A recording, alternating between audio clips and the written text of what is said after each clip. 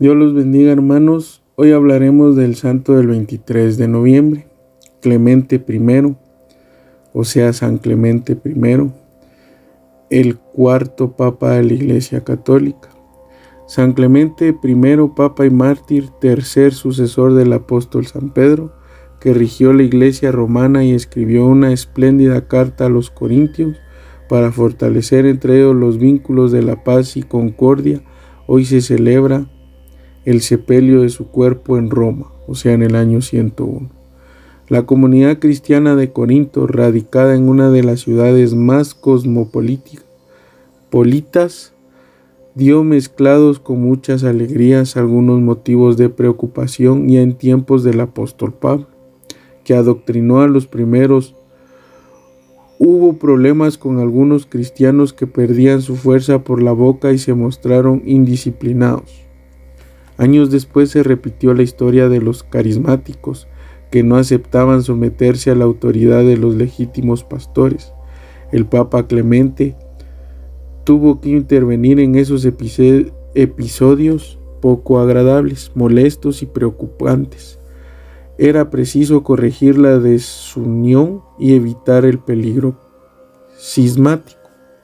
Clemente I, obispo de Roma durante 10 años, mandó a aquellos fieles una espléndida carta que llevaron Claudio, Efebo, Valerio y Fortunato. Está escrita en griego, que era entonces el idioma oficial, y transportaba a Corinto la paternal recomendación de practicar la caridad fraterna.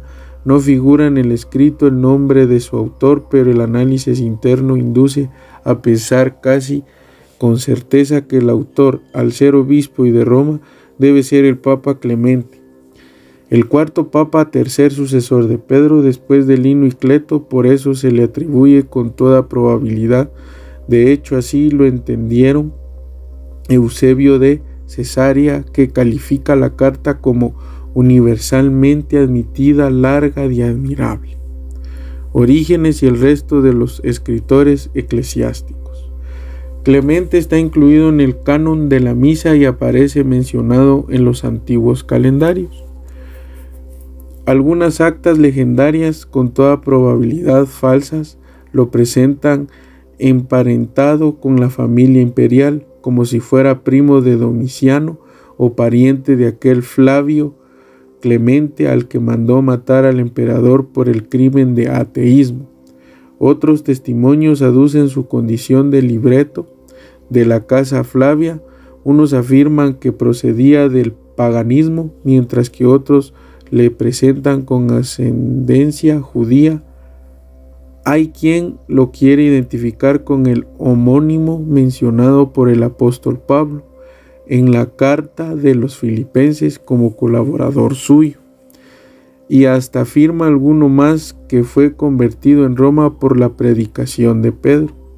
Sea como fuere, a través del escrito se ve la fina figura de un papa conocedor del Antiguo y Nuevo Testamento, bien experimentado en el espíritu de oración. Habla de forma arrebatada de la fe, origen de la disposición humilde de donde nace la aceptación de la autoridad.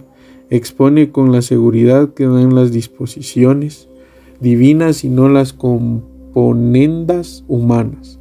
La existencia de la autoridad jerárquica proveniente de la voluntad fundacional de Cristo y llama a la comunidad universal de los creyentes, cuerpo de Cristo y rebaño. No falta el recurso a la tradición recibida para llegar a la concordia de la fe y recuperar la paz. Es admirable descubrir con nitidez la conciencia de su autoridad y de su obligación universal al intervenir en uno de los primeros conflictos en virtud de su suprema autoridad con tono dignísimo y de gran solicitud paternal.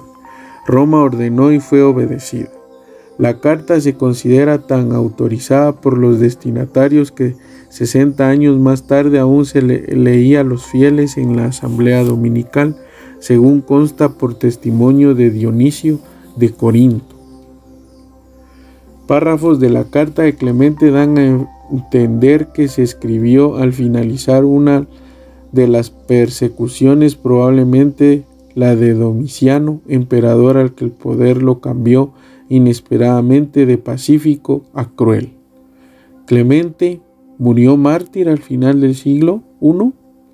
En torno a su muerte tampoco falta el relato imaginativo de las actas tardías, configuradas con una frondosa literatura que intenta realzar la figura del santo. Suponen que el emperador Trajano le desterró al Querosoneso en Crimea, condenándole a trabajos forzados en una cantera por negarse a dar culto a los ídolos. La leyenda referirá abundancia de hechos prodigiosos, como el haber sido arrojado al agua en el Mar Negro con un ancla atada a su cuello, pero un ángel enviado por Dios hizo en el fondo del mar un magnífico sepulcro de mármol. Cada aniversario de su muerte podían los fieles visitarlo a pie seco, y cuando una madre olvidó en una ocasión ahí a su hijo, lo encontró al año siguiente vivo. El ancla que estaba presente en su iconografía más bien nos sugiere la firmeza de la fe y la seguridad de la unidad de las que fue Clemente eminentemente campeón, con su enérgica defensa al mantener el principio de la autoridad primacial de la sede romana en medio de las persecuciones. Es el obispo de Roma la indiscutible voz suprema del magisterio. Hoy también se celebra Lucrecia de Mérida, santa mártir; Columbano santo, memoria litúrgica; Teresa de Jesús beata, niña mercedaria; Gregorio II de Agrigento, santo obispo; Cecilia Iuzoasa, santa, viuda y mártir; Felicidad y sus 7 hijos, mártires; Miguel Agustín Pro, beato, sacerdote y mártir; Margarita de Saboya, beata, viuda; Enriqueta María Ángela Doménica Alfieri, beata, religiosa; María Cecilia Sedoya y Arquistain, beata, virgen y mártir.